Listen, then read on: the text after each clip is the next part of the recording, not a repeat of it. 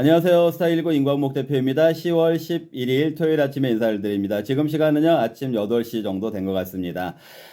지금 비가 굉장히 많이 오고 있어요. 제가 잠깐 밖에 나갔다 오는데 비를 좀 맞아가지고 오늘 또 모자를 좀 쓰고 진행을 하도록 하겠습니다. 양해를 부탁드리고요. 추석 연휴 긴 기간 동안에도 비가 참 많이 왔습니다. 뭐 지역마다 좀 다를 것 같긴 한데, 이쪽 수도권 쪽은 비가 굉장히 많이 왔어요. 비가 굉장히 많이 왔고, 한 3일 정도 전에 잠깐 반짝하면서 날씨가 굉장히 좋더라고요. 그래서 저도 그날 이제 그 비가 다 그쳤나 보다. 앞으로는 그 날씨 좋은 가을 날씨가 이어지려나 보다 이렇게 생각을 했는데 그 다음 날부터 또 다시 비가 오기 시작하더니 뭐 목요일 날, 금요일 날, 토요일 날 오늘 지금 현재 시간까지 계속해서 비가 굉장히 많이 오고 있어요. 장마, 가을 장마라고 합니다. 여러분들 그 연휴 어떻게 보내셨습니까? 연휴가 길긴 길었던 것 같은데 긴 시간임에도 불구하고 시간은 또 너무나도 빨리 지나간다라는 거를 느꼈습니다. 저는 뭐 연휴보다는 일하는 시간을 좋아한다라는 건 여러분들이 잘 아시겠지만 연휴 중에 그 여러분들 푹 쉬시라고 제가 유튜브에서는 인사를 안 드렸습니다. 그러다 보니까 우리 그 연휴 기간 내내 한국 증시는 휴장을 했었었고요. 또 그 기간에 뭐 외국 증시들은 또 여러 가지 일들이 있었었고, 그 부분들을 여러분들께 정리를 해드려야 될 것 같습니다. 여러분들 잘 아시겠지만 제가 대본 없이 항상 제 머릿속에 있는 내용을 가지고 말씀드리지 않습니까? 특히 컴퓨터 화면을 가지고 여러분들께 분석 방송을 해드릴 때는 화면을 이용해서 하기 때문에 좀 일목요연하게 여러분들이 보실 수가 있는데 오늘처럼 이제 제가 얼굴을 보여드리면서 하는 방송 같은 경우에는 대본 없이 제 머릿속으로 생각나는 머릿속에서 정리가 된 내용들을 말씀을 드리다 보니까 오늘은 좀 말씀을 드리려고 하는 내용이 많아요. 그러다 보니까 약간은 두서가 없을 수도 있는데요. 여러분들이 좀 감안하셔서 그 내용을 스스로 정리를 하시면서 지금 임광목 대표가 하려고 하는 얘기가 이런 얘기구나 이렇게 생각을 하시면서 정리를 하시면서 들어보시면 좋을 것 같습니다. 여러분들 그 everything이라는 모든 것 이런 단어가 있잖아요. 그 단어를 들으시면은 또는 어떤 경우에 그 단어를 쓰시나요? 영어에서 뭐 thank you for everything 하면 모든 것이 감사합니다. 뭐 이런 얘기가 될 수도 있고 everything is good 하면 모든 것이 좋다 이런 말이 될 수도 있겠죠. 제가 쓴 책, 이 책 그 과학하고 관련된 우리 증시하고도 관련된 그리고 또 제가 크리스찬이니까 성경하고도 관련된 이 책에서도 잠깐 다루고 있는데요. 이 책에서 그 The Theory of Everything이라는 말이 있어요. The Theory of Everything. 그 얘기가 모든 것의 이론, 모든 것의 원리 이런 뜻이 되겠죠. 그 만유인력의 그 뉴턴이 프린키피아 또는 프린시피아에서는 그 과학은 수학적으로 설명을 해야 된다라고만 했거든요. 자, 그게 이제 그 과학자들의 기본적인 그 어떤 원칙이기 때문에 지금 이 빅뱅, 우주, 뭐 이런 현상들, 이런 걸 다 과학적으로 설명을 하려면 그걸 수학적으로 증명을 해야 된다. 그런데 이 우주가 보통 넓은 게 아니잖아요. 측정할 수 있는 게 아니고 그냥 우리 상상 속으로 계산을 해 나가다 보니까 뭐 예를 들어서 그 아인슈타인의 상대성 이론이 성립은 하는데 빅뱅 이론은 성립을 안 하고 막 이런 그 충돌들이 발생을 하는 거예요. 그걸 이제 수학적으로 풀려고 하니까 이게 맞으면 이쪽이 안 맞고 이런 것들이 발생을 하다 보니까 그걸 맞추기 위해서 즉 다시 말하면 아까 좀 전에 말씀드렸던 것처럼 theory of everything 모든 것이 다 맞추게 하기 위해서 계속해서 수학적으로 차수를 1차, 2차, 3차, 4차, 5차, 6차 막 이렇게 차수를 올려가는 거예요. 그러다 보니까 10차원까지 그 수리적으로 확대를 하면은 모든 것이 맞게 되더라. 뭐 10차원 이상으로 올라가면은 맞게 되더라. 그런데 여러분들 지금 우리가 4차원 세계에 살고 3차원 세계에 살고 있나요? 살고 있는데 10차원이 상상이 갑니까? 그런데 그런 맥락에서 보면은요, 절대자이신 하나님은 우리가 눈으로 볼 수 없잖아요. 그럼 어쩌면은 4차원 그 이상의 10차원, 11차원의 그 세계에 계시지 않겠습니까? 그럼 하나님의 그런 원리는 그 차수로 갔을 때에는 그 수학적으로도 설명이 되겠구나. 그럼 지금 과학에서는 설명이 안 되고 있는 차수를 높여가야만 theory of everything이 되는 것처럼 그 차수를 높여가야 되는 그 차수와 하나님이 존재하는 그 차수에서는 그 과학과 어떤 그 성경적인 그 하나님의 그 진리적인 이런 부분들이 교차하는 지점이 있게 되지 않겠나. 결국에는 만나게 되지 않겠나. 우리는 이제 결국에 그 과학으로 다다를 수는 없겠지만 만약에 이렇게 쭉 가고 있다면은 만날 수는 있지 않겠나. 이런 이제 그 상상을 해볼 수가 있는 그런 부분입니다. 제가 오늘 왜 이렇게 에브리띵 얘기를 하냐면은요. 그 우리 추석 연휴 기간 동안에 그 증시가 쉬었잖아요. 한국 증시는요. 한국 증시는 쉬었는데 그 사이에 그 미국 증시, 특히 미국의 반도체 지수가 최고치를 갈아치웠어요. 최고치를 갈아치웠고 그리고 중국 증시가 그 4천선. 우리 저번에 3천 600, 700 막 여기까지 지난 방송에서 얘기를 했었는데 연휴 기간에 그 4천선 가까이 올라왔고요. 그리고 이제 또 일본 증시가 뭐 42,000, 44,000 작년 고점이었던 43,000을 돌파했다 이런 얘기를 했는데 그 48,000까지 올라왔어요. 그 연휴 기간에 우리 추석 연휴 기간에 48,000까지 올라왔고 자, 이게 그런데 이제 그러다 보니까 에브리띵 넬리 모든 것이 올라간다 이런 이제 표현이 나와가지고 제가 이제 에브리띵이라는 말을 썼는데요. 그 월가에서 지금 에브리띵이라는 말을 쓰면은 여러분들이 좀그 오해를 하시면 안 될 것 같아요. 오해를 하시면 안 되고 그 얘기가 무슨 얘기냐면은 오해를 하면 안 된다는 얘기가 모든 종목이 다 올라간다. 그런 의미의 에브리띵이 아니라는 얘기를 하려고 하는 겁니다. 그 증시에서 지금 에브리띵이라는 말을 쓰는 거는요. 위험자산, 안전자산, 금값도 뭐 어쨌든 고공권으로 올라가고 있잖아요. 뭐 비트코인도 요즘 최근에 조정받고 있지만 고공권. 그리고 그 대표적인 이 위험자산이라고 할 수 있는 주식이 일단 그 지수상으로는 최고가를 경신하고 있으니까 안전자산이든 위험자산이든 그 가상자산이든 실물자산이든 이런 것들이 고공권으로 올라가고 있다 이런 의미에서 에브리띵 랠리다 이렇게 쓰고 있는데 사실상 내용을 들여다보면은요.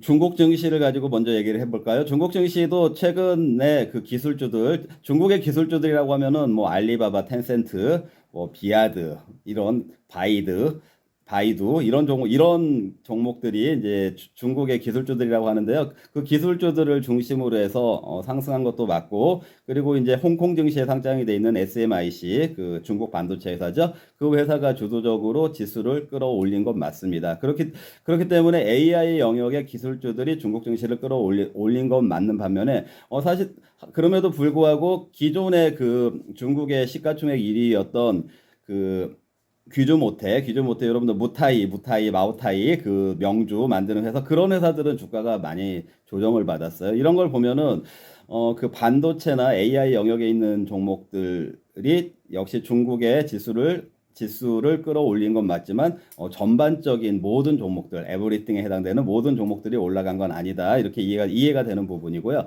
그리고 그리고 중국은 그 배경에 이제 지수가 올라간 배경에 일단 그 계속해서 중국의 내수를 부양한다라는 그런 정책적으로 지원을 받은 그런 부분이 있다. 이거 참고하시고요. 자, 일본 같은 경우에도요. 일본의 그 시가총액 1위는 토요타 자동차잖아요. 토요타 자동차는 주가가 못 올라갔어요. 주가가 오히려 조정을 받고 있는데 오히려 그 이번에 그 일본 증시가 4,800 여기까지 올라가는 배경이 된 건 소프트뱅크는 미국의 ARM 원래 영국의 그 팹리스 회사인데 그 지분을 소프트뱅크가 갖고 있거든요. 그 소프트뱅크라든지 아니면 뭐 소니 이런 회사들 반도체 영역에 있는 회사들이 역시 그 지수를 끌어올린 반면에 좀 전에 말씀드렸던 것처럼 기존에 있는 뭐 미쓰비시라든지 토요타라든지 이런 기존 종목들 같은 경우에는 주가가 조정을 받았다. 그렇기 때문에 일본 증시 역시 에브리띵 장세라고 표현하는 것은 맞지 않다라는 거 말씀드리는 거고요. 그리고 연휴 중에 그 미국의 필라델피아 반도체 지수가 제일 늦게 움직인다고 했잖아요. 필라델피아 반도체 지수가 S&P 500이나 나스닥에 비해서요. 혼자서 많이 올라갔어요. 그런데 역시나 그 반도체 영역에서 이번에 우리 연휴 기간 중에 필라델피아 반도체 지수가 많이 올라간 배경은 기존에 있는 그 엔비디아 이런 종목들이 올라간 게 아니고요. 연휴 전에 제가 방송에서 강조드렸던 인텔이라든지 또 중간에 AMD 이런 종목들이 뭐 하루에 몇십 프로씩 올라가고 이렇게 하면서 지수가 올라가는 그런 일이 있었습니다. 자, 어쨌든 그럼 우리가 연휴 중에 이 반도체와 AI 영역에 있는 종목들의 주도로 해서 해외 증시들이 고점을 갱신을 했었었구나. 뭐 그 단기간에 한 지수 자체가 중국 같은 경우에 뭐 37,000이었는데 3,700이었는데 지금 4,000 가까이 됐으니까 뭐 한 7, 8% 정도 올라갔구나. 그리고 일본 증시 같은 경우에도 42,000이었는데 48,000. 43,000, 44,000이었는데 48,000이니까 뭐 7, 8%, 한 10% 이내에서 움직였구나. 이렇게 볼 수가 있는 부분이죠. 자, 그러면 이제 그 한국 증시가 어제 잠깐 이제 샌드위치 출근이라고 할 수도 있고 뭐 징검다리 연휴라고도 할 수 있는데 어제 잠깐 개장을 하지 않았습니까? 어제 개장하면서 일약 우리가 3,600을 찍었잖아요. 3,600을 찍었는데 역시 어제 우리 한국 증시 어땠습니까? 삼성전자하고 하이닉스 시가총액 1, 2위 종목이 삼성전자하고 하이닉스를 제외하고는 다른 종목들은 올라가지 못했다. 심지어 LG엔솔 같은 경우는 어제 10% 하루에 10%가 폭락하는 이런 현상이 벌어졌기 때문에 일단 현상적으로 봤을 때, 우리 추석 연휴 기간 중에 그 외국 증시들이 많이 올라갔는데 그 주도했던 반도체나 AI 관련 종목들의 그 움직임을 따라서 한국에서도 삼성전자와 SK만의 이미 이제 삼성전자와 SK 하이닉스가 그 천정이 좀 뚫려 있는 상태였기 때문에 그 천정이 뚫려 있는 종목들만으로 올라갔구나. 이렇게 여러분들이 일단은 또 그 설명이 되는 부분을 이해를 하셔야 되고요. 그리고 이제 제가 그 지난 추석 명절 전 방송에서 그다음에 삼성전자가 시가총액이 500조 정도 우선주까지 해서 500조 정도 된다라고 말씀을 드렸고 거기에 많이 쫓아가서 예전에는 10분의 1에도 시가총액 10분의 1 수준에도 그 10분의 1 수준밖에 안 되던 SK 하이닉스가 많이 쫓아가서 250조까지 올라갔다고 했잖아요. 그래서 거의 2분의 1 수준까지 추격을 했다 이렇게 했는데 이제 어제 우리 그 하루에 뭐 삼성전자가 뭐 그 장중에 한 6%, 5% 하이닉스도 마찬가지죠. 두 종목이 그렇게 올라갔잖아요. 그럼 지수는 올라갈 수밖에 없는데 그 결과로 인해서 삼성전자가 그 처음으로 9만 원대를 찍었고 그 9만 원대라고 하면 옛날 액분 전 가격으로 하면 450만 원. 그렇게 하다 보니까 그 삼성전자 시가총액이 600조가 됐고요. 또 하이닉스도 또 같이 오르다 보니까 300조까지. 그러니까 역시 이제 600조, 300조니까 그 반절 수준을 SK 하이닉스가 같이 그 반절 수준에서 같이 움직이고 있다. 이렇게 현상적으로 여러분들이 그 현상을 일단 알고 그 장세를 분석을 하시는 게 좋을 것 같습니다. 자, 그런데 이제 여러분들, 오늘 아침에요. 지금 아침 8시 좀 넘은 시간인데, 오늘 아침에 미국의 금요일 날 증시가 우리 한국 시간으로는 토요일 날 아침에 장 마감을 하지 않습니까? 그런데 미국 증시가 어떻게 됐습니까? 아주 초급락을 해버렸습니다. 아주 초급락을 해서요. 지금 그 나스닥 지수 한 4% 하루에 4% 정도 급락을 해버렸고, 그리고 반도체 지수, 필라델피아 반도체 지수 6% 급락을 해버렸거든요. 굉장한 변동성이 나와버렸어요. 자, 그러면 이 미국 증시가 급락을 해버렸는데, 이게 이제 어떤 의미냐면은 연휴 중에 아까 그 갱신을 했다라고 했잖아요. 그 주가. 우리 쉬고 있을 때 그 반도체와 AI 영역의 그 주가들을 중심으로 해서 지수들이 경신을 했다. 그런데 오늘 아침에 폭락분이 어떤 정도의 폭락분이냐면은 우리 추석 연휴 기간에 올라갔던 것보다 더 많이 하락을 했어요.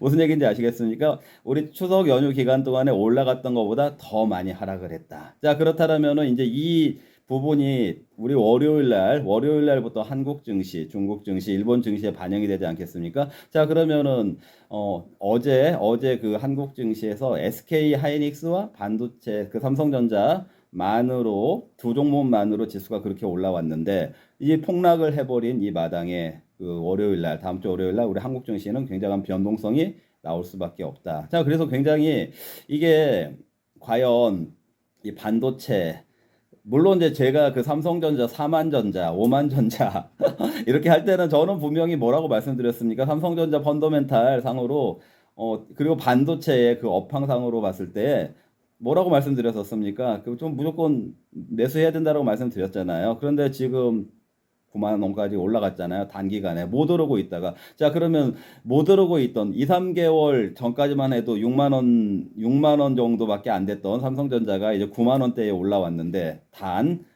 1개월 사이에 올라왔는데 이게 정상적인 상황인가? 그 1개월 사이에 뭐 얼마나 대단한 삼성전자의 펀더멘탈이 바뀐 것인가? 바뀐 게 없거든요, 사실은요. 바뀐 게 없는데 주가는 그런 식으로 움직이더라. 이런 부분들. 자, 그러면 이게 자, 그럼 일단 우선 그런 SK 하이닉스하고 삼성전자가 어제 그렇게 급등을 했던 이유는요. 그 미국, 뭐 중국, 일본이 우리 연휴 중에 올라갔다라는 거, 그 반도체주들을 중심으로 해서 올라갔다라는 그런 이유도 있겠지만, 한국 같은 경우에 그 스타게이트 여러분들 아시죠? 스타게이트 게임 이름 아니에요. 스타크래프트하고 다른 거예요. 스타게이트는 그 미국의 그 AI 인프라망이라고 생각을 하시면 돼요. AI 인프라망을 세워가는 프로젝트다 이렇게 생각을 하시면 되고 그 AI 인프라망이다 그 얘기는 결국에는 데이터 센터를 구축해가는 그런 망이다 이렇게 생각을 하시면 되겠죠. 자, 그 스타게이트 프로젝트에 참여한 기업이 오픈 AI, 그 챗 GPT 아시죠? 오픈 AI하고, 그 다음에 아까 소프트뱅크가 그 90%의 지분을 가지고 있다고 한 ARM이라고 하는 회사. 그러니까 소프트뱅크가 참여를 하고 있다라고 생각을 하시면 되겠죠? 그리고 이제 또, 지난번에도 한번 설명드렸지만, 지금 그 일론 머스크하고 세계 1위 자리를 이제 다투고 있는 회사가 어디라고 했었습니까? 시가총액으로 다투는 게 아니라 그 개인의 재산으로 다투고 있는 회사가 오라클 회장이라고 했잖아요. 오라클이 그 스타게이트 프로젝트에 참여를 하고 있어요. 자, 그런데 그 스타게이트 프로젝트를 주도하고 있는 그 오픈 AI의 샘 알트만이라고도 하고 뭐 울트만이라고도 하는 것 같은데 그 CEO가 한국에 방문하지 않았습니까? 한국에 방문해서 SK를 방문했고 삼성전자를 방문했고 그 얘기는 결국에 우리가 지금 그 스타게이트 때문에 미국의 그 데이터 센터를 계속해서 확보를 해가야 될 텐데, 그럼 결국에는 HBM이 필요하다. 지금까지는 그 HBM이 엔비디아에서 그 SK 하이닉스 거를 써왔는데, 그거에다가 스타게이트에서 그 오픈 AI에서 데이터 센터를 그 지어가면서 HBM을 계속해서 필요로 한다. 그러면은 삼성전자의 HBM이 공급이 돼야 될 거고, 그러다 보면 HBM의 공급이 딸릴 거고, 그러면 HBM의 가격이 올라갈 거고, 이런 구조로 인해서 어떤 그 반도체의 슈퍼 사이클이 열리는 것이 아니냐. 반도체의 새로운 슈퍼 사이클이 열리는 것이 아니냐. 그동안에 그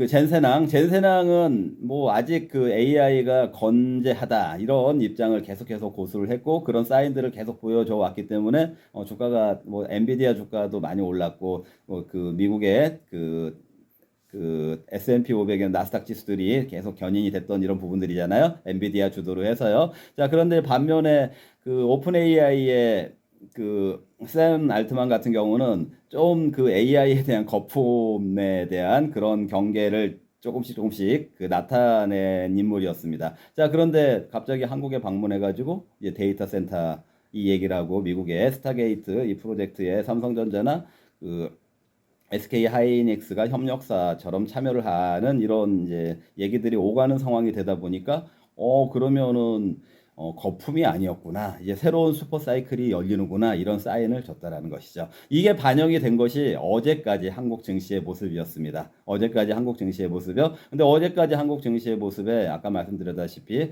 지금 보세요. 뭐 미국에도 예를 들어서 JP 모건 같은 종목들 이런 종목들은 지금 주가가 많이 빠지고 있어요.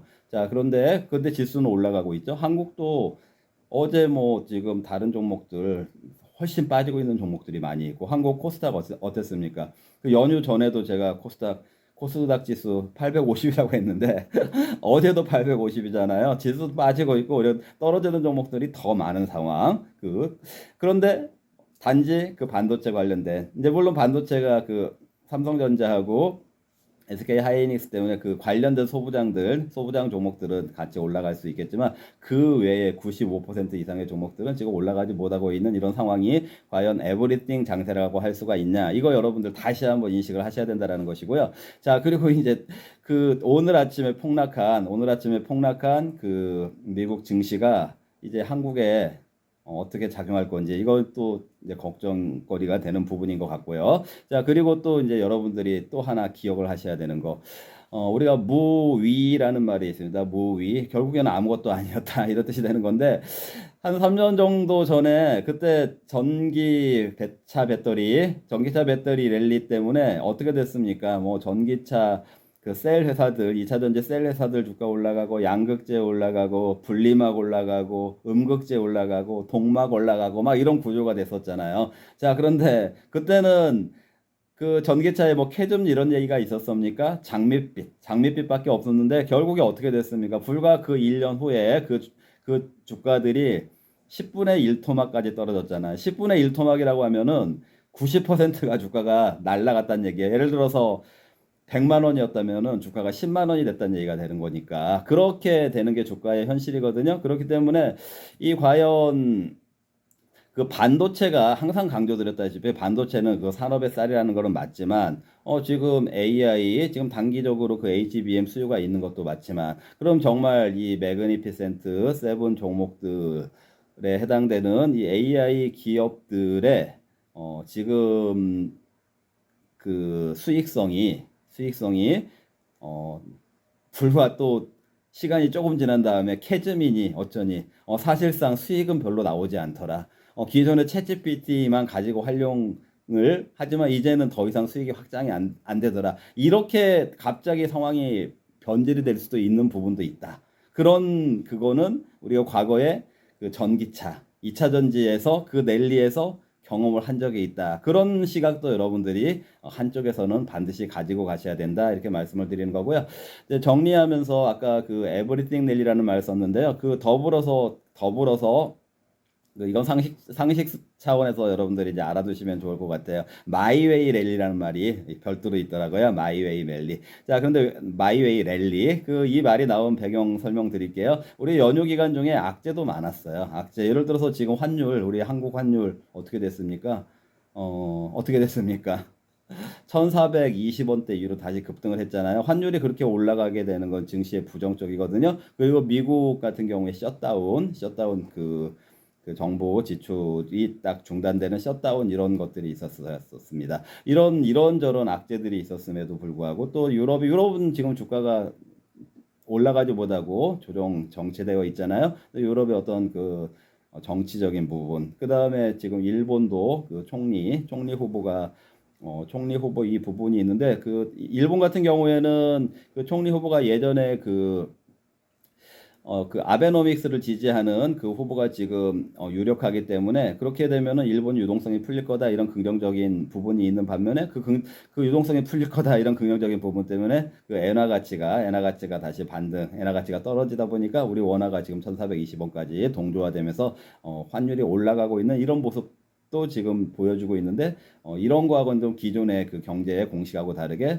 주가 지수가 올라가 있는 이런 상황이다. 여기까지. 그런데 이제 그 마이웨이 장세라는 거는 이런 악재들이 있음에도 불구하고 지수가 올라가는 장세, 이걸 마이웨이 장세라고 한다. 이런 것들이 얼마나 지속이 될 수 있을까? 이런 부분들은 여러분들이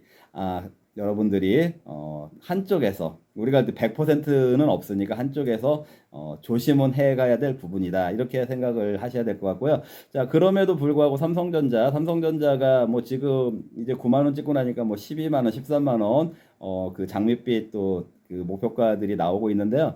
그게 현실화가 될 수도 있고 천정이 뚫리면 더 가거든요. 천정이 뚫렸으니까 더 갈 수 있으니까 그게 현실화가 될 수도 있고 또 이제 그 미국에서 폭락한 거가 바로 반영이 되면서 분위기가 안 좋아질 수도 있긴 한데요. 이건 참고하셨으면 좋겠습니다. 제가 아까 삼성전자 4만 원대, 5만 원대 됐을 때에 어떤 원칙 가지고 말씀드렸었죠? 삼성전자의 외국인 지분율 48%까지 빠지면 더 이상 매도가 나올 수 없다라고 말씀드렸었잖아요. 근데 지금 삼성전자가 9만 원까지 올라왔음에도 불구하고 52% 정도 외국인 지분율이 됐는데 52%의 외국인 지분율이라고 하면은 좀 더 외국인들 또는 기관이 가세해서 좀 더 매수할 여지는 있다. 자, 그러나 이제 오늘 아침에 폭락한 미국 증시의 그 여파가 어떻게 작용하는지하고 같이 보시되 그 외국인 지분에 근거해서 시장을 분석하는 이제 제가 활용하는 방법이잖아요. 그 측면에서 봤을 때는 일단 삼성전자가 바로 뭐 지금 9만 원 찍었다가 바로 막 폭락해가지고 다시 뭐 7만 원 이렇게 빠지진 않을 것 같으니까 어느 정도 뭐 예를 들어 필라델피아 반도체 지수가 어제 6% 폭락을 했으니까 6% 정도 반영이 돼가지고 폭락이 된다라면 한번 반등을 감안한 단기 대응 같은 거 이런 것들은 여러분들도 택티컬하게 전술적으로 또 기술적으로 활용하실 수 있을 것 같습니다. 오늘 여기까지 하겠습니다. 시청해 주셔서 감사합니다.